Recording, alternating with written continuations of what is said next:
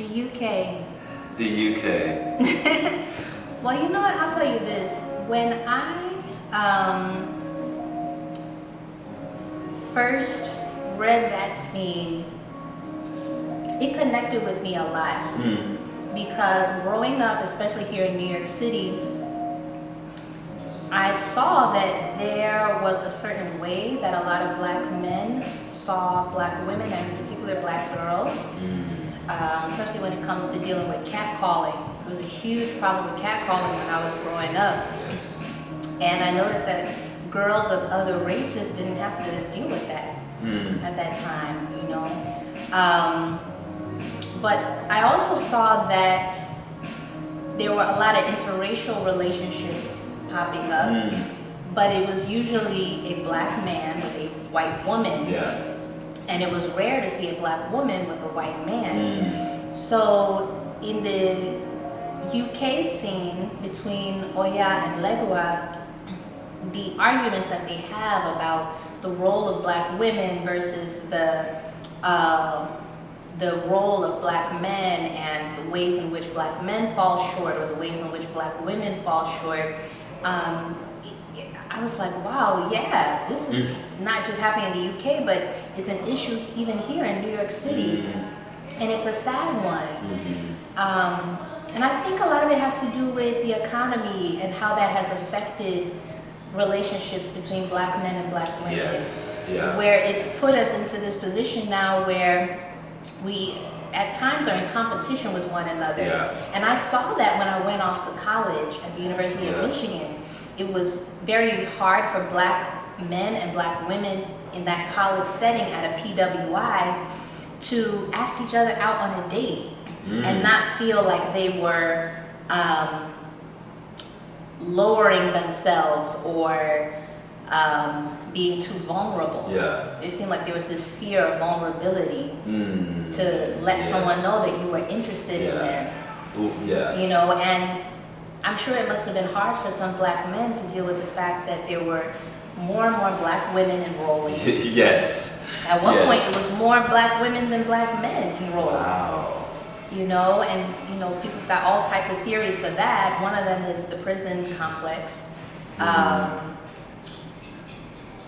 And there were more women getting master's degrees and doctorate degrees. So now, how do those women make themselves seem feminine enough to be asked out on a date or to be married or to get married? You know, and then there's, you know, the whole thing about intimidation. Are black men intimidated by black women who are successful? It's a real issue, not just in the UK, but I definitely see that here in the US. And I think that's what I love about this scene so much.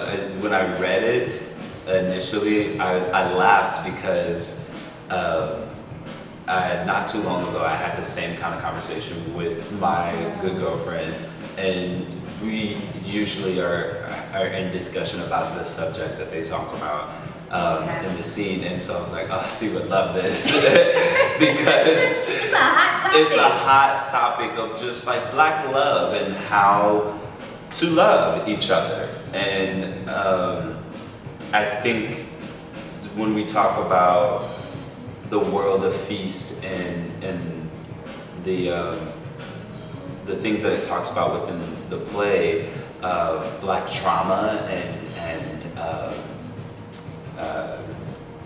black trauma and black pain is very evident in the play. Not that it's masturbitized, but it's shown in a very truthful way, of just like it's our history.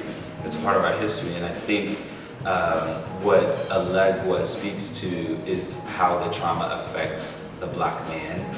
And what I love is that the conversation becomes more about how to get through the trauma and how you should act afterwards, because I think, you know, black trauma just didn't happen to the black male, it also happened to the black female, and it becomes this conversation of, I love that it's not a conversation of who hurt the most, it's more of a conversation of, well, I think that you should be with me, or like you should be for me. And I think what Oya is saying is that she doesn't want to be for anybody. And it's what I think is so great about it is that it's talking about the same thing that women are having, dealing with today, I feel, with ownership of their bodies and bodies not being property to government or males. And I think that's what a Legua kind of puts a light on of that, like, well, no, you should be with me, and you should, and this black pride that he has, which is very moving and very passionate. Sometimes we forget as black males that the black female have their own identity, and they should be able to choose. And I think that's what the scene is really about, is the choice of me being able, like you said, being able to date a white male, being able to date a black man, being able to date any man, and not be scrutinized by your own culture and by society. And so, yeah, I hope that I can translate that through his words and present his case equally. But I think I cannot wait to see how audiences respond to it, because I think it's a very great conversation that both a black male and a female should have, and I hope that at the end of the play that is what happens, is that there's more talking between black males and females,